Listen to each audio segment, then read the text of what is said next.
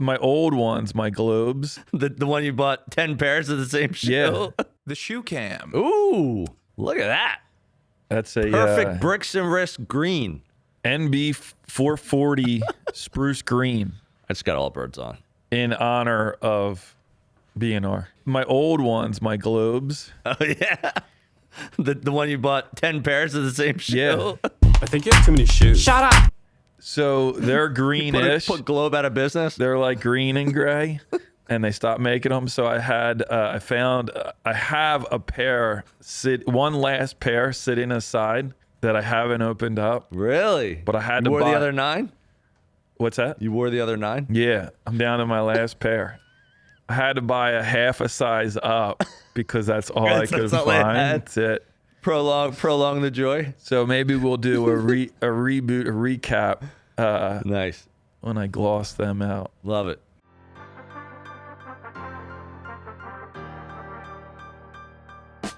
Welcome to the podcast dedicated to real estate, insurance, and building your business. Join us as we take you along our own business building journeys with additional wisdom from our network of local and national experts. Welcome to Bricks and Risk.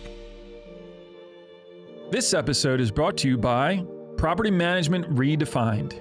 PMR is not just managing properties, they're creating partnerships that build long-term success for property owners. John and his team can be reached at manage@gopmr.com or by phone 267-753-6005. Tim, Yes, Sean. who's a good client for PMR? Property Management Redefined is looking for property owners who value 3 things: accountability, reliability, and a results-driven approach.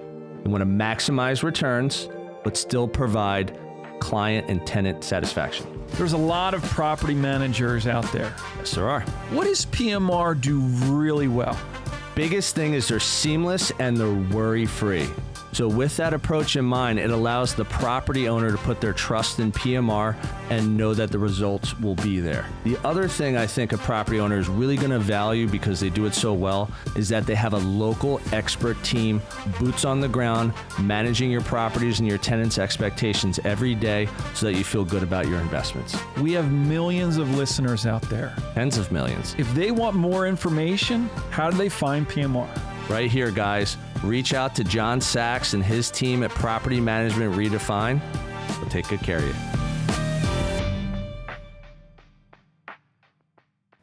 Hey, everyone. Welcome to another episode of Bricks and Risk, the 100th episode of Bricks and Risk. I'm Timmy G. And I'm Sean Mooney. We did it.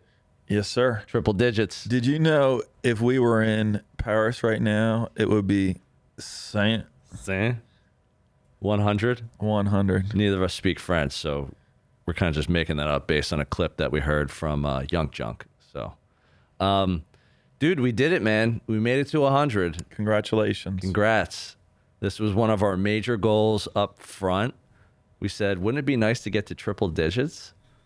Most podcasts that I listen to, at least business podcasts, make it up to like 300, 500. And you're just like, that seems like it would take a decade. Yeah. And here we are about 2 years in to our first, little longer than 2 years since our first recording. Right.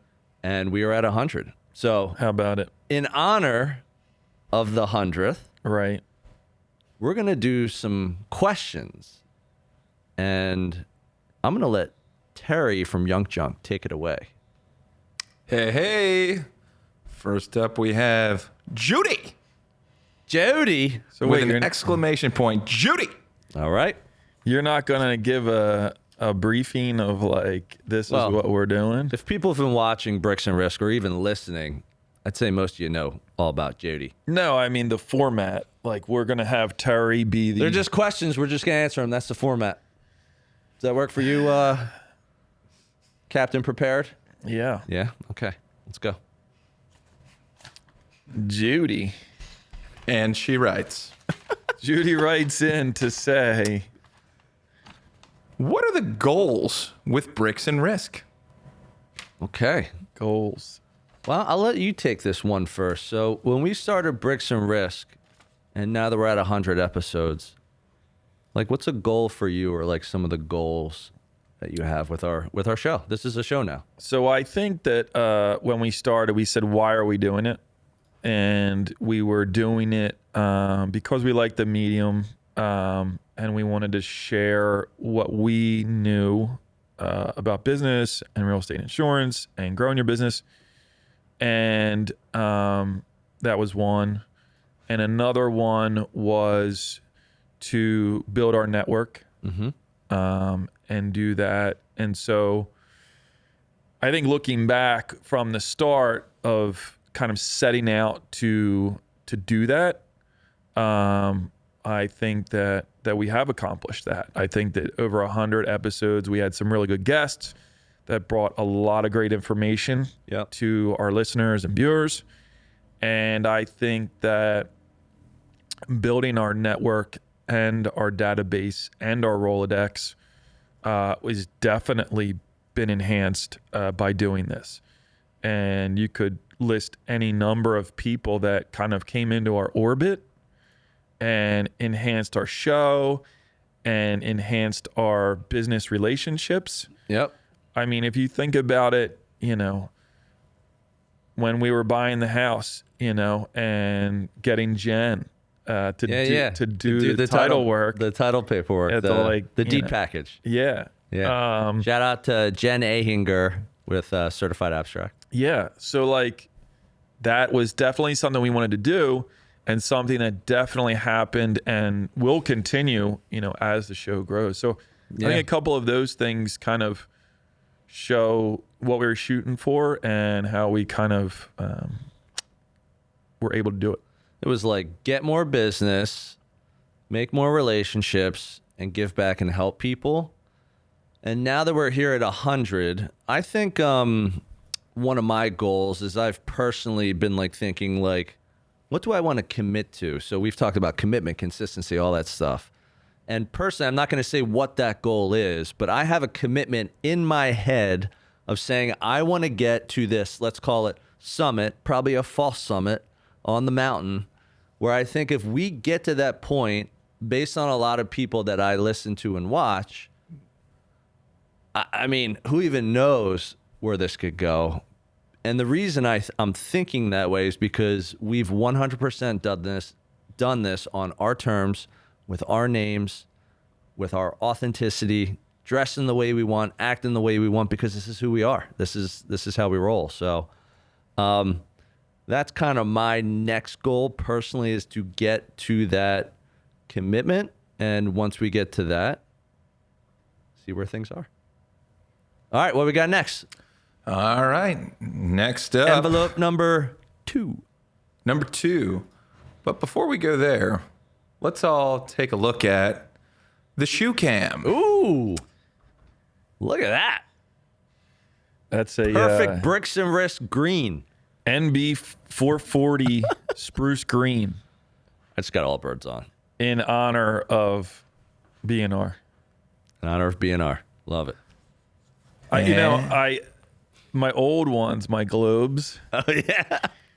The one you bought 10 pairs of the same shoe. Yeah. So they're greenish. Put Globe out of business. They're like green and gray, and they stopped making them. So I have a pair, one last pair sitting aside that I haven't opened up. Really? But I had to buy. You buy. wore the other 9? What's that? You wore the other 9? Yeah, I'm down to my last pair. But I had to buy a half a size up because that's all I could find. That's it. Prolong the joy. So maybe we'll do a reboot, a recap. Nice. When I gloss them out. Love it. Cool. What do we got? What's number 2?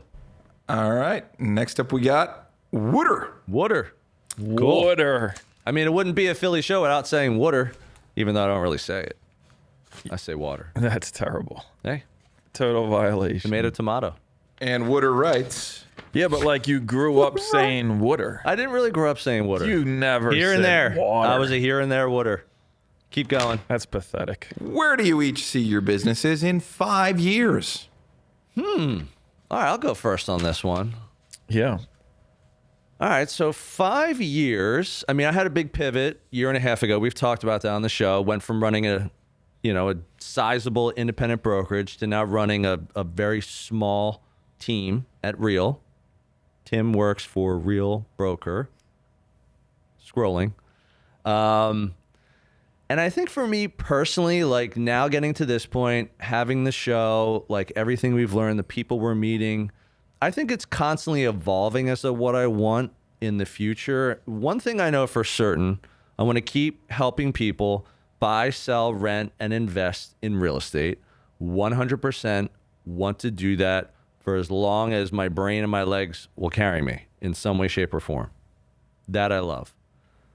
I think another thing that could potentially like be added onto my business is like kind of like growing my real estate agent network. Just bringing more people like into my own ecosystem, the way I've built my business, the way I, help create a podcast, how I've done that, just kind of, I love to teach and mentor. So I think that's going to be an added layer of my business, probably about 5 years. Maybe there is actual compensation involved in that mentoring approach with agents anywhere and everywhere. So that's kind of what I see. Next 5. So in 5 years from now, I think that I'll be out of insurance and podcasting full time. If I had to guess. If you had to guess. If I had a crystal ball. I mean, it'd be like, take the insurance and... If that doesn't happen... could happen. It could. If I was still operating my agency. I don't know. I don't know what the growth number would be. I think that an acquisition at some point in the next 5 years would really get some juice under me. You acquiring someone and taking the premium, the size of Moody Insurance Brokers up to the next level. Yep. That would be something. Yeah, and we've talked about that before on the show. Yep. And then ultimately, in 5 years, just running the business and not, being on the day-to-day ins and outs of, working on the business, not so much in the business. Yep. Awesome. That's kind of where I'd be shooting for. Very cool. All right. Number 3. This one's called water. Number 3. That's pathetic. I'm semi-gluten-free. Yeah. I'm like gluten-free light.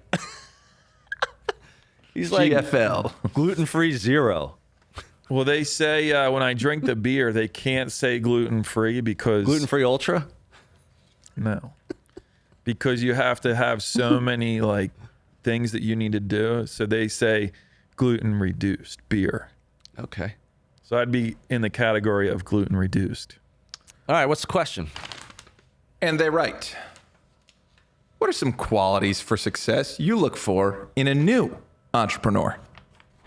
Okay, so a new entrepreneur crosses your path. We've talked about the many Mooney understudies, the mentees of the Mooney way of doing business. Yeah. The Mooney wisdom. What kind of qualities do you like to see in an I didn't know entrepreneur? where to go with this question. Was it like someone who was coming into the fold that was thinking about like starting a business or doing a business, something It's like like that? one of your mentees. I'm thinking about going into business for myself. Doesn't matter what they're doing. Could be our boy down in Wildwood with the trash cans. Oh, yeah. Or could be someone else. Yeah. So, like I've always said, I am their absolute biggest cheerleader. Like, Yeah. I am the one that's going to be rooting for them. I remember when you were saying this, I thought you were going to say, I would tell you not to do it. Well, there's part of me. Because again, there obviously is the Mooney there that says, oh, you don't want to do that. Why do you want to do that? Glass half empty. Maybe if it was starting an insurance agency. Right. Maybe you'd crap on that. Yeah. Okay. But keep going. But anybody else, I'm like, let's go. So the question was what qualities? Yeah. So if someone comes to you and says, I want to start my own business, is there like a quality or a qualities that you're kind of trying to suss out, like identify from that person to think whether or not you think they can do it? Because there are qualities that I will say, if you don't have them, you might be in a lot of trouble starting your own business. I think if I were to pick one or two, I think being able to be an independent thinker would probably be at the top of my list. Yeah. Like curious. No, not curious. More so like not guided by other people. So we've said like the fork in the road, independent. everyone's going right. You're like, maybe I'll go left. Yeah. Because there's always going to be times where those situations come about where you really need to have an idea, stick to an idea, and like drive through on your own with that idea. And so if you're the type that always is relying on other people and relying on other people to kind of steer you, ultimately it's going to be an issue for you. Mm-hmm. So I think the ability to think clearly on your own and make your own determinations about what to do and when to do it, I think that's a key thing that people going into business should have. Yeah. Because, I mean, I could rattle off so many different scenarios where you come to a point and it's like, what should I do? And you really need to have that clear thinking and commitment. You almost have to know. You have to choose a direction. And it might be the wrong direction. Might be. But Many you have times. to be good with, if I choose the wrong direction, guess what? I will learn from my choices, from my mistakes. Instead of just saying, well, I have to figure out which one is right. Sometimes there is no right. Sometimes you have to choose the wrong direction in order to get closer to the right choice of where you're going and why you're doing it. And being persistent. Yeah. As Calvin Coolidge once said. Yes. Calvin Coolidge did say that, persistence. Because that wrong decision may still be the wrong decision, but it's incumbent upon you to turn that wrong decision into the right way going forward. Lemons into lemonade, as Judy would say. as Judy would say. So those are two key things I would say for anyone that's thinking about going the entrepreneurial way. I think that's really good. I'd say for me, probably comes down to that episode we did on commitment and consistency. And remember, I was just on Maria Quattrone's podcast, and we were talking about socks. We were talking about John. Hat tip Maria. What's that? Hat tip Maria. Hat tip to Maria Quattrone with Remax. Be the John Solution. Warden. Be the Solution podcast. One thing we were talking about, I said I was like a very foundational, fundamental kind of guy, and I talked about the example from John Wooden at UCLA was very big on when his players would come, whether they're new players or whatever, just spot checking players, he would check their socks and say, what do your socks look like? Because he wanted to make sure they were able to play basketball as best equipped as they could. And he knew back then, your socks are sideways, your socks are bunched up, maybe not the right kind of sock, whatever it was, you're going to get blisters. Like shoes were not that, they didn't have the technology back then. People wore like Chuck Taylor All-Stars. No Chucks. pumps. No pumps. No New Balance. So I say that because I think for me, it really is in the commitment. And I tell people this all the time in real estate. I deal with first-time home buyers. And I'm like, before we look at anything, here's some advice. If you're going to buy a house, my upfront advice is you want to be the owner for somewhere a minimum of 7 to 10 years. And here are the reasons why.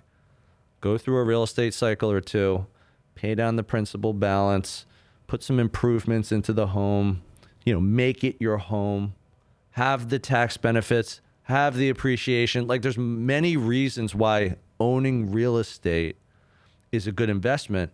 There's also reasons why owning real estate can be a bad investment. And one of the biggest mistakes that people make, residential real estate, is time. They buy and then they try and sell too soon. Now, people can buy and 2 years later it can be worth 50% more and they make a ton of money. But guess what? You got to go buy something else. So let's just call it like it is. But I think in the commitment for being an entrepreneur, and the reason I relate that to real estate is because when people want to go into business for themselves, They're in love with the idea, the concept. I get to do this. I've always wanted to do this. I don't have a boss. I've always wanted to just do something on my own. You know, I'm good at marketing. I always wanted to do my own marketing. Like, I've always wanted to do that. But if you're not committed to being an entrepreneur, I don't care what you're doing. If you don't give yourself the runway, we've talked about the runway is time. And also the runway is setting your own expectation that I need to give this thing time so that I can learn, so that I can grow, so that I can pivot, I can adapt, I can work with more clients, I can build my brand, I can get better at marketing, I can have better customer service, I can have more Google reviews, whatever it is. And one thing my dad has always said to me, John Garrity, Johnny G, John G, because he's full of wisdom, he's said this word to me over and over and over again ever since I got into the mortgage business and I was working alongside him when I was 22 years old. And he would say, it's about longevity. If you have longevity in this industry, you will do this for the rest of your life. And he did mortgages for over 40 years. So if I'm going to listen to anyone about commitment or consistency or longevity, it's him, because he's done it. And he had 4 kids, and we all went to private schools, and we went to, not cheap universities, and we paid for a lot of that ourselves, but so did my parents. So I look at that, the commitment, I think, to me, is the number one quality I look for someone wanting to become an entrepreneur. I wonder if your John Wooden example also hit on attention to detail. Yeah. It's almost like an obsessiveness of who cares about socks? But like someone that is well prepared and has all of their stuff together is a more coachable person and a more prepared person and someone that looks to make sure things are right. Yep. I think that's a great point.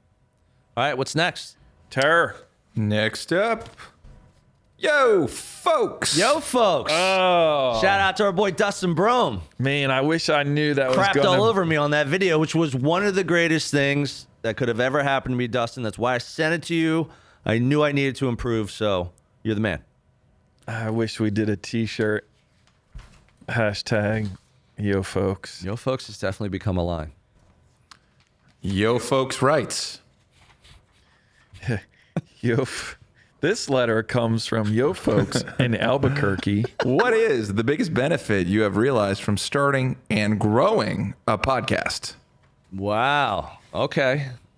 I like how you seemed excited and like, you were like surprised, but you actually I wrote it. You wrote the question. I wrote the question. That's probably why I'm excited. I'm like, good job, Tim. Thanks, Tim. You did well, Tim.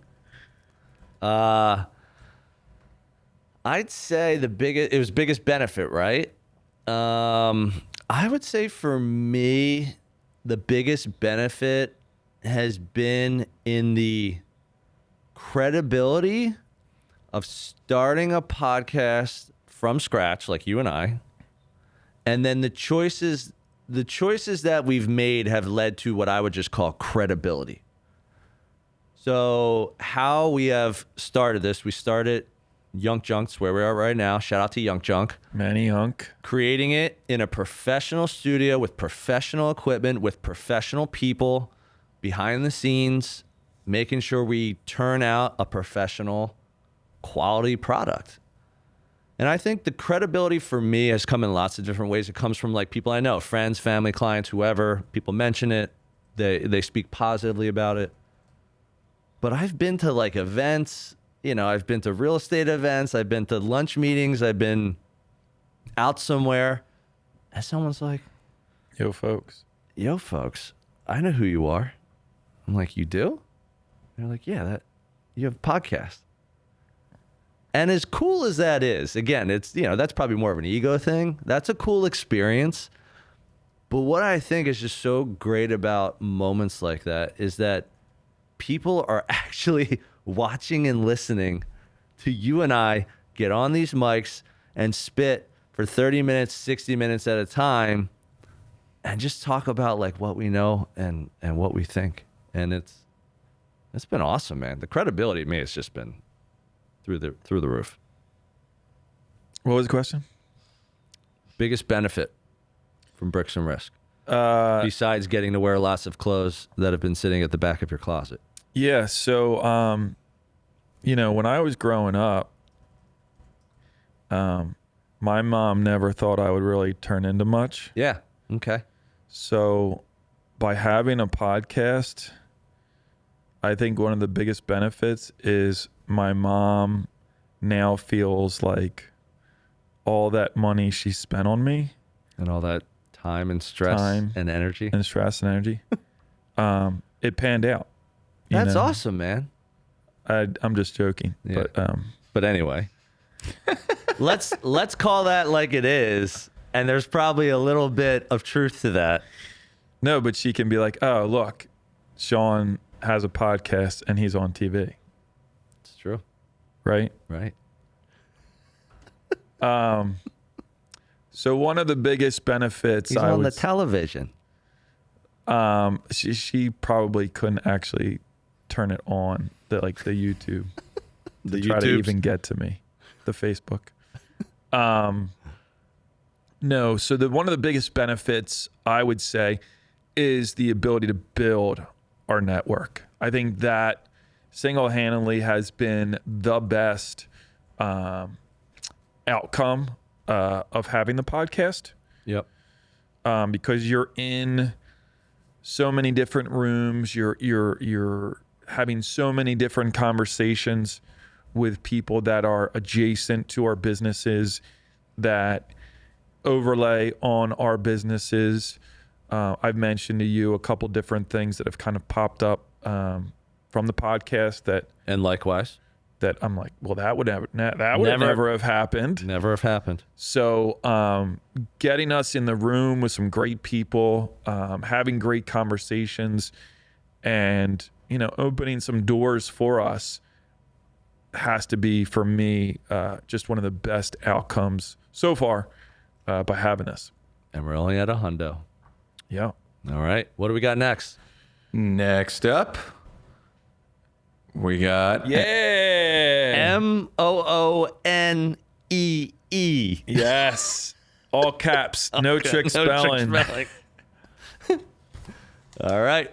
Let's do And it. they write. Otherwise known as the Dot King. King.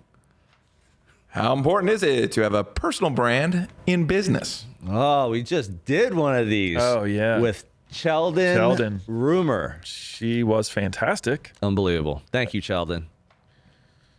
Why don't you hit this one first? Personal brand. So what I would say with this is it really depends on what industry you're in.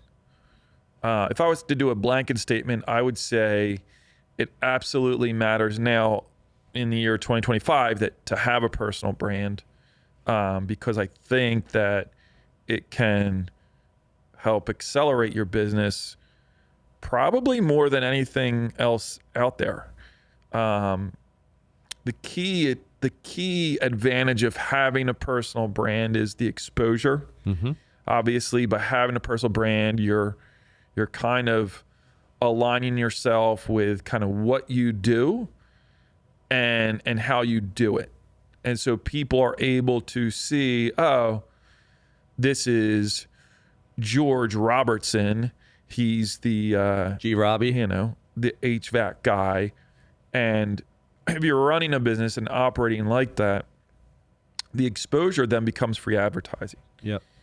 And the second part of it is it becomes a warm lead. So if someone sees you online and they know what you do and get familiar with how you do things, Yeah, who you are, what you're doing.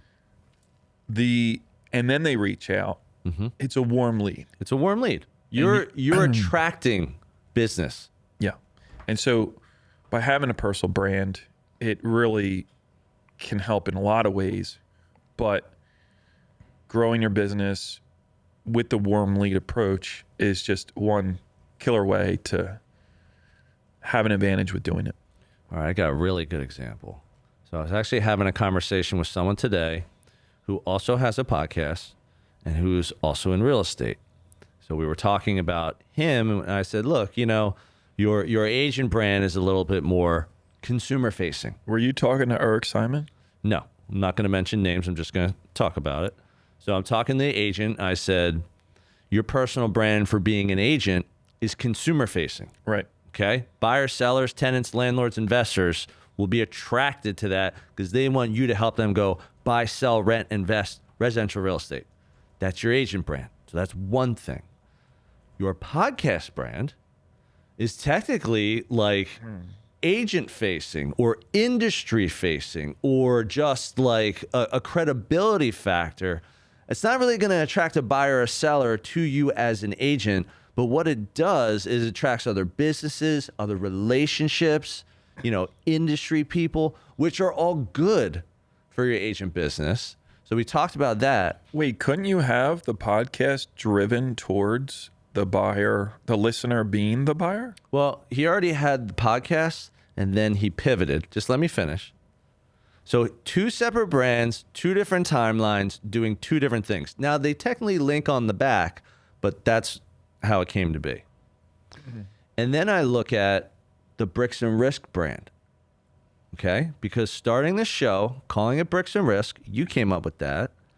Developing the name, developing the look, developing the logo, plastering it everywhere, marketing it everywhere, has almost become like a personal brand for both of us. Because when people see the Bricks and Risk brand, they don't necessarily think of real estate. They don't necessarily think of insurance, but they do think of Sean and Tim. The Sean and Tim show. The Sean and Tim show. Right. So they think about that. So because of that, that is a personal brand. And we were just talking about how valuable having just like the benefits of a podcast are. So I almost look at the personal brand of the podcast as kind of like the personal brand on steroids, because it's accomplishing many different things. It's not just someone saying, oh, hey, listen to the podcast, Tim's in real estate. I want him to be my agent. No, that's part of it. But it's also like, I want to like communicate with him. Maybe I want to be on the show. Maybe we want Sean and Tim to be on our show. Like, let's network. Let's share contacts. Let's share knowledge. Let's share experience. Like, it just invites in opportunity. And that's why I feel like a personal brand is. A personal brand, the reason you're doing it is to differentiate yourself from other people who do exactly what you do. Because if there's 2 agents, they can both help you do the same thing. Which one do you identify the most? If they both have the same service and it costs the same amount of money, which one do you want to work with? And that's where a personal brand comes in. If someone identifies with it, and therefore they usually come to you. It's like when they're DMing us and they're like, hey, Mooney's shoes, can you send me the link, like where to buy them? Those are killer. And then what we do is we make money off the link. It's an affiliate connection. We become a New Balance ambassador. We'll make 18 cents next month for the 2 clicks that you clicked on yourself. So dope. Dope city. All right, what do we got next? All right, roll, next please. up, we got an old favorite. Down the Shore. Down the Shore? Down the Shore. I was very close to doing Up the Mountains, but I went with Down the Shore. You know what's funny is like all of these are obviously taken from shows, and Yeah. like I know like the exact time when we were talking about it. Me too. They're like placeholders in time. Yeah. And they write, And Down the Shore writes, if you could take your family anywhere in the world, where would you take them? Down the Shore! Down the Shore. Duh. Do you know what's funny? The name has had absolutely nothing to do with the question, but that actually was fairly relevant. Related. They were kind of like connected. Mm-hmm. All right. Go for it. Glenside. If you could take your family. Glenside, Pennsylvania. I love how you say Glenside, Pennsylvania, and yet I just helped you move to another town, not Glenside. If I, because I'm not living there, but I'd want to take my family there. Oh, okay. Hey everyone, this is Tim, your favorite Bricks and Risk co-host. But don't tell Sean. I hope you're enjoying this episode, and I'll get right back to it in a moment. Our audience grows through word of mouth, so if you would please take a moment of your time and give us a review on the platform you're on, that would be fantastic. Please also help spread the B&R word by sharing your favorite episode with a friend. We greatly appreciate your time and trust. Now, back to the show. Give me something. It's beautiful. Give me in the something summer. non-drive worthy. If you had to hop on a plane or a ship or a steamboat Because I don't fly. or a hoverboard, where would you take your Where fam? would we go? Yeah, where would you go? Anywhere. Alaska. Really? Yeah. Okay. Why Alaska? Let's go fishing. Catch some big Halibut? fish out there. Yeah, some big halibut. Some halibut. I'm sure all my family would love to You're like- go to Alaska to you're like- watch me fish. Your 6-year-old Brendan would be like, "Hey, Dad, I caught a polar bear. Yeah. Yeah, check this out." Yeah.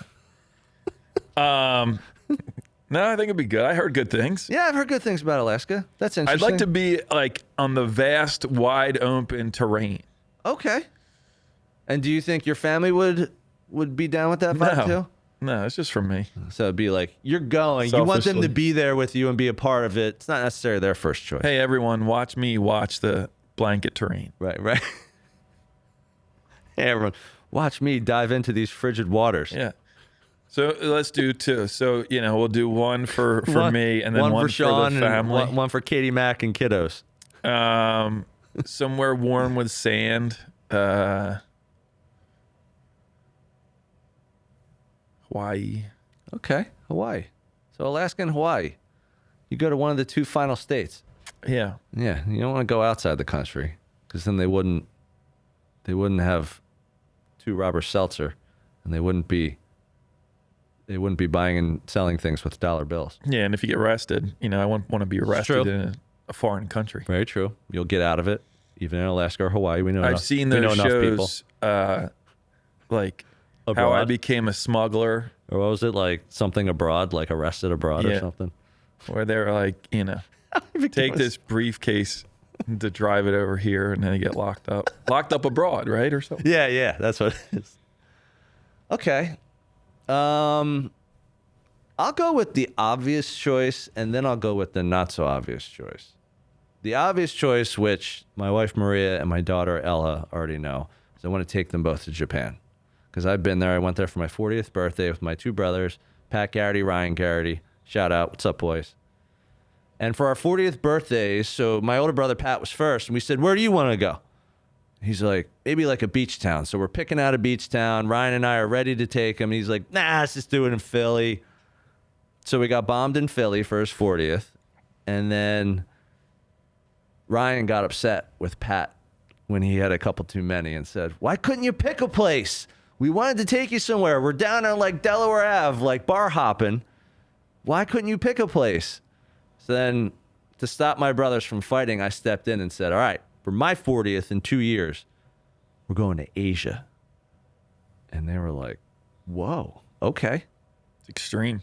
So I took 2 years. If I were going to go anywhere in Asia, it's just my choice. Where would I go? So I had China, Singapore, and Japan. Japan made the most sense just because I felt like it was going to be like Western-ish. It would, you can get by there. I did some research. Some good snowboarding in Japan. But the one thing I wanted to see is I wanted to see the biggest city in the world, which is Tokyo. It's the largest by population city in the entire world. And it was unbelievable. Went there, went to Kyoto. Awesome trip. I want to take my wife and my daughter there. I want to go back, and I want to go through the countryside because I've heard so many things. I've met so many people since that trip that have been to Japan. I've had conversations with them. Got to go here. You got to go there. So that would be like, I've already told them that they want to go, so we're going to go at some point. Have you thought about Glenside?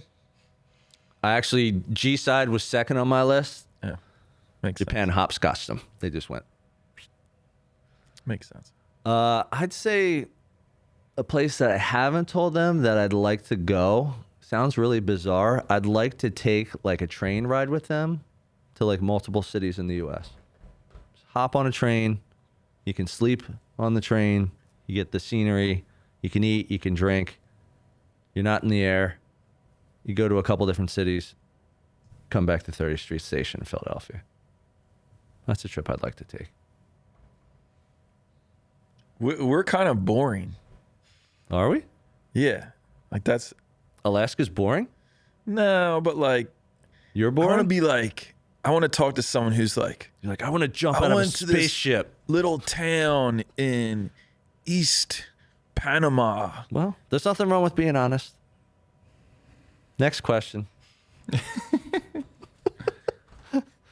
Like, this will be an hour and a half long episode if I even entertain this with Mooney. Droid versus iPhone. Oh, man. You know, I should have put on it. I should have put iPhone versus iPhone because now No. we have the same phone.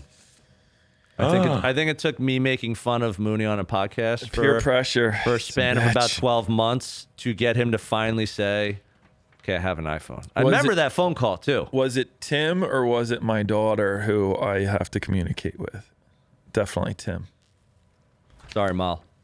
Sorry, Mom. They right. Why is the value of relationships at the core of both of your businesses? Like we haven't beaten that to death. For you. Value of relationships. I mean, wasn't that the first episode we did? It was called Relationships. Relationships. And we just talked about relationships.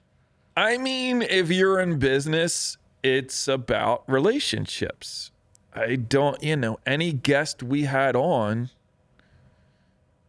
with a few that may not apply, but it's relationships. It really is how you do business.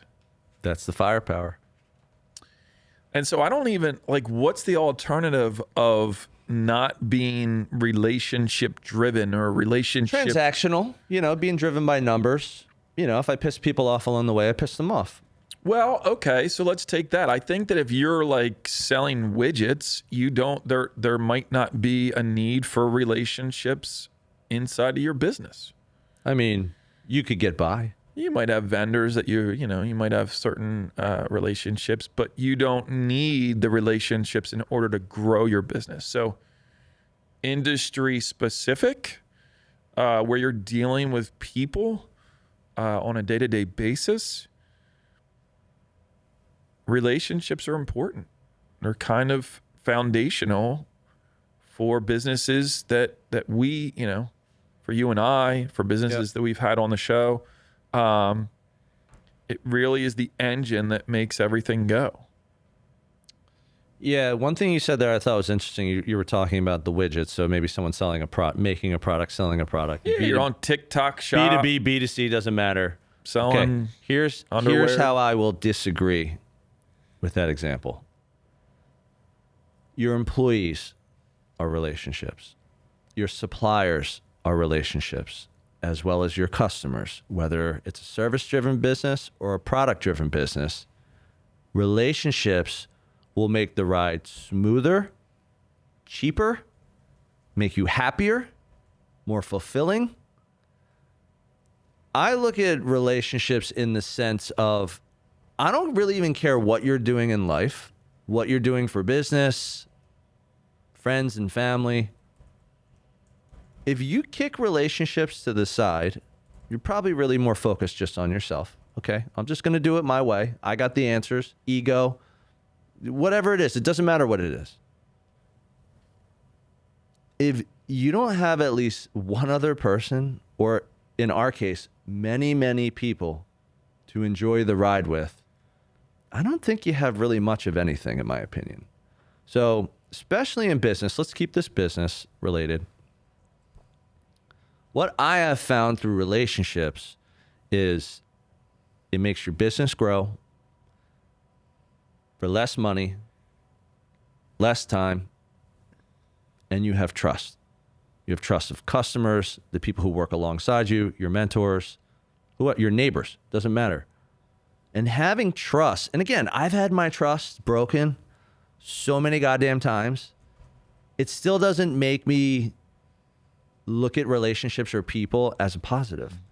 because every time trust has been broken with me, I look myself in the mirror and I say, well, where did that go wrong?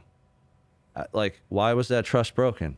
And always something can point back, my own opinion, to myself. I can look in the mirror and say, well, if you weren't so goddamn nice, Tim, and I don't talk to myself, but if I were, if you weren't so goddamn nice, because I can be too nice, that probably wouldn't have gone as far as it did.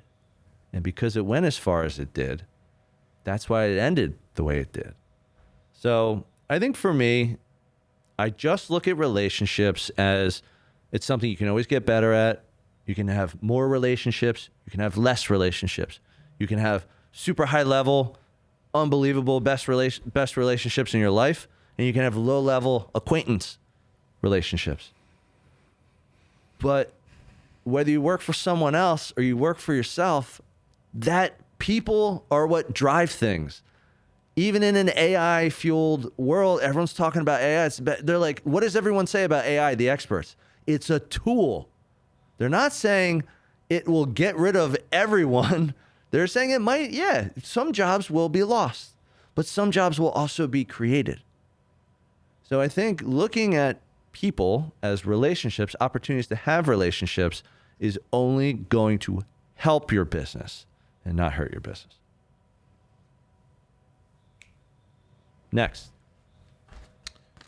Next up, We need a button. Like, obey hats. Obey hats. yeah. What Wow. up? Of course he's got one on. Andre the Giant Eyes. It's called the Icon. Sorry. Icon. Obey Icon. I actually own an Obey shirt from like way back in the day that I have to wear to an episode one time and just be like, this is my Obey shirt. It's funny. People, Obey propaganda. How do they know so much about you? Because they're asking two personal questions. Holy. Sean, when you're not pretending to be gluten-free, what's your favorite cheesesteak in/around Philadelphia? oh, Let's do it. you know, Favorite cheesesteak? Oh, Tim, we know you like bread. What is your favorite cheesesteak in or around Philadelphia? yeah. All right, so I'm going to make mine really easy, and people are probably not going to agree with this, which is totally fine. I like a chewier roll. I like a fluffier, chewier cheesesteak roll. So I like D'Alessandro's. I love Pudge's. And then if I'm going to, let's just go with like, well, no, if we got to stick with cheesesteaks, I'd say I like D'Alessandro's. I like Pudge's out in Bluebell. And then if I want to go new school, seeded roll, fancy dancy, I gotta go Angelo's. Angelo's freaking unbelievable. So I will say, for nostalgia purposes only, Which we know you roll that way, it's D'Alessandro's. my man. I mean, Pav worked there, so like obviously it's Shout out to Dan Pavlik slinging cheesesteaks at D'Alessandro's when we were 24. I think he was in like medical school and he's like, Yeah, I think yo, we're- I need a job. He's like, I need a job, so he just showed up at D'Alessandro's. Like, and yo, I said, think I can get free steaks if I work at D'Alessandro's. can I make steaks? What do you pay? They're like, we pay $11.50 an I hour. don't even Okay, think I'm he in. asked what they pay. I think he went in he's for the like, t-shirts. Yeah. Which I have. I still have I mine. still have one too. Thanks, Pav. So number one, let's just take that off the board because that's like, will just always be number one. Okay, so we have the same number one. Yeah. Which is weird. That is very bizarre. You know, I don't think I've had enough steaks to... Oh, don't give me that crap. What's What? your number two? My number two, I would say, is...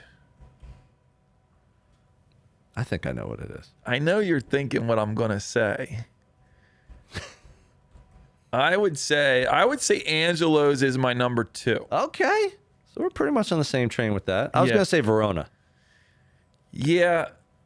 Or yeah. maybe high stakes. I know you like high stakes. Yeah, like high stakes and Verona and high stakes. I mean, you catch them on the right day, and it's like 1 and 1A, and you can flip them, you know, either way. High stakes does give me the gluten-free option, Terry, Ooh. and I put the steak on top of the curly fries. So it then becomes like not a cheesesteak, but a weird, like a casserole. weird steak thing. Yeah. So High Steaks does that for me. That's good to know. If I ever go gluten free, I'll call them for that special. I was actually talking to Jay. Do you know Jay McGlynn? I don't. I was talking to him last night, and we got into conversation about High Steaks. And his wife, Caroline, likes to go to High Steaks like every once in a while because it's like a little like eclectic. Okay. It's like a little yeah, it's kind of funky, right? They have like bands that like go stonerish. there. Yeah, they want the stoner vibe. Yeah. And like you go there and like people bring 6-packs and like hang out. And, really? Yeah. That's kind of cool. Yeah. Nice. I haven't been there yet, but I will be there. It's only 6-7 minutes from my house. So my other point was there's so many. Cafe Carmela. Yeah, Cafe Carmela at Northeast, right? Is a real. Yeah, they have 2 locations. Really good. Huntington Valley? Yeah. Yeah. Really good cheesesteak. But what I was saying was there's so many like ones that I know of that I haven't had. Yep, like Johnny's. I've heard Johnny's is supposed to be pretty good out in Delco. Gazzo or whatever that one is. But like there's like so many. There's like a dozen down in the city that. Yeah. There's a lot of new schools. Big Rube down at the Pitchers. Oh yeah. I want to try that. Yeah. I haven't. Terry's shaking his head. Maybe he had that one. Have Banger. you had that one? Big Rube's a legend. He makes an amazing Sammy. Awesome. See, so like that. Yeah. Okay. A lot out there that I want to get at. All right. What we got next?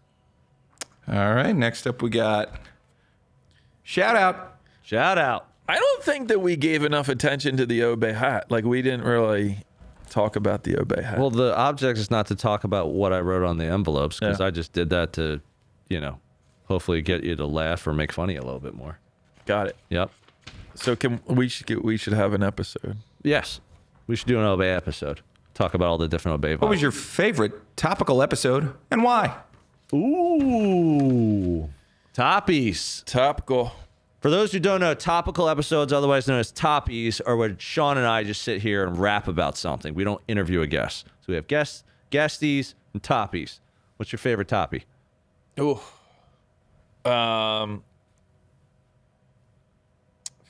let you go first. Let me think. Should I get a shirt for when we do our upcoming invasion that says guesties or toppies, and just see what people say? Yeah. And it'll just be like Kelly Green with the yellow writing. Yo, folks. Yo, folks. Toppies? It'll say hashtag yo, folks on the back. Yeah. Topical. I've already told you this, and it's not because it's just on the subject of real estate, but the most fun and actually the most recommended topical episode that I give to people. I talk to people in the real estate industry all the time, every day. They ask me questions. I've used our podcast episodes to say, listen to or watch that episode because I talk about that, or Sean talks about that, or we talk about it, whatever.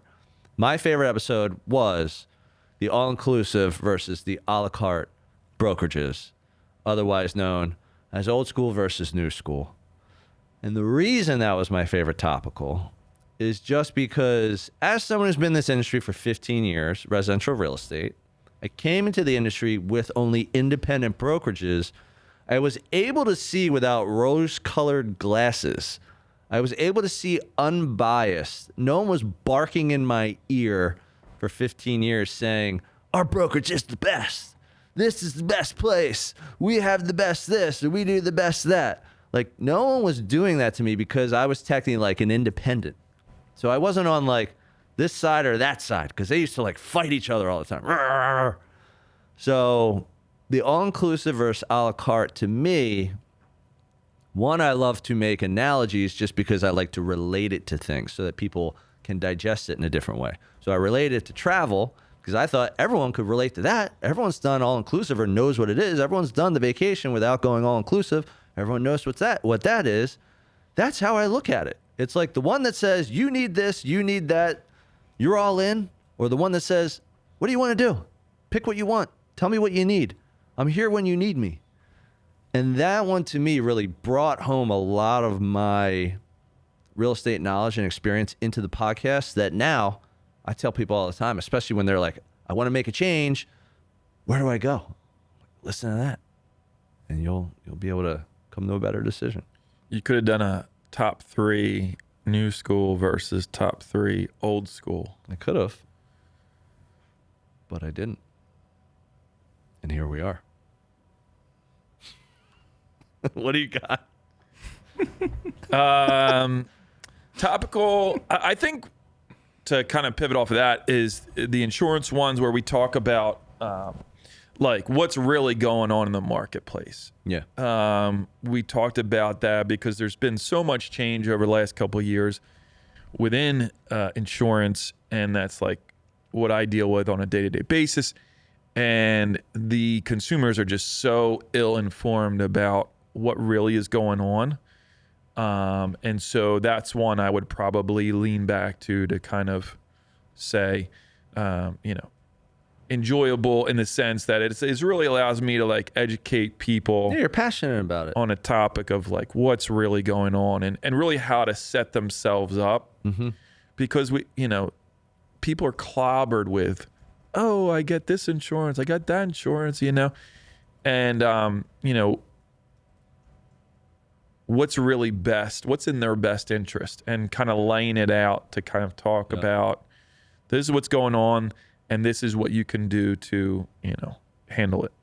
You know what's interesting? It's like, so we think about, we graduated college right around the same time, like 2001. Oh, wait, I graduated in 2000. I like how you say we graduated. You were 2002, I forgot. We graduated high school at the same time. High school was the same, college was different. A little different. Sean was what we called a super senior. Ooh. I talked to Joe O'Donnell the other day, and he was like a super senior. I think it was like 8 years. Like, that's awesome. Yeah. That's Van Wilder. He was Wooderson. So basically, one thing I've thought about that, like, now that we're talking about it now, and like you saying, I did this insurance one, I was like, I did this real estate one. You have been in the insurance industry since 2002, I believe. I have technically been in the residential real estate industry since 2002. So we have both been in our industries. Now, I started out in mortgages. Yeah. But that's like saying you're a home inspector and you became a real estate agent. You're like, well, it's the same industry. Yeah. You know? You're kind of in it. You're in it. So I think it's interesting that you and I have been in the same industries for almost our entire professional careers without any deviation. So that now when we talk about these things, I feel like we actually have something to add because it's been almost a quarter century for each of us in our industries. Well, the other thing too is we've seen the markets, right? We've seen ups and downs. The ups and downs. We've been through it. Mm-hmm. And that lends, the credibility. We've been around the block. We've seen the markets change. We've seen the ups. We've seen the downs. We see what works. We see what doesn't work. You were independent. You were working for corporate companies. I was working for different. Yeah. We've done different things within our industries. Yeah. But we've stayed in our industries. And I guess the reason I say that is because it allows us to see what the landscape is within our industries. Right. And so when we're talking about different topics or we're talking to people that are wanting to come in, it's like we can give them a lot of different layers to perspective. Yeah. Yeah. It's awesome. Okay, this is the last one, or that was the last one? This is got the one. last envelope. All right, last one. What do we got? Park in the driveway. Drive on the parkway. And this one is empty. So producer Terry is going to throw one in. Do it. All right, Terry. How important is it to have a convenient and fun location to podcast in? Wow. I'll go first. It's super important. I honestly believe I just did a podcast seminar with Jason Ostrowski. What's up, Jay? And had a lot of fun. It was super humbling for anyone even to ask me and say, we think highly of your podcast. Would you be willing to speak in front of a group of 50 people and tell them how to podcast or what to look out for, whatever? Definitely one of the things I talked about at that seminar. Also, one of the things I talk about to anyone who's either thinking about the space or is already in the space is consider a professional studio. Consider working in a setting that's ready to go, that looks professional, has professional equipment, has professional staff. Could be team of 1, team of 10, doesn't matter. Have it be somewhere convenient that you can get to easily, that other people can get to easily. Your guests, if you have guests on, if it's not just Zoom. And the reason I say that is because the number one compliment I get on Bricks and Risk is production quality. That is the number, not great episode or, yeah, good job making fun of Mooney or like, yeah, I'm also a New Balance fan. No, it's the quality of your podcast is so well done, so much so that I've introduced Terry to a few people that I know who said, how do I get production quality like that? So, hope that answers your question. Some people might want to fight me when I answer this question. All right. I don't fight, so it's not going to be me. So. It's a little abrasive. Okay. I don't really consider, I shouldn't say this the way I say it, but when you have like a podcast Just that's say like a Zoom podcast, Yeah. it doesn't feel like it's a podcast To you. to me. Okay. Explain that. I feel like it's a differentiation when you have someone on a laptop that's calling in to someone on a laptop. Yeah, like a Zoom meeting. Anyone can have a Zoom meeting. So the differentiation is, to me, if you're serious about your podcast, Yep. if you're serious about wanting to put out awesome content with awesome guests, and we have people Zoom in and from time to time, depending on what the circumstances are. But It's not the act of Zooming.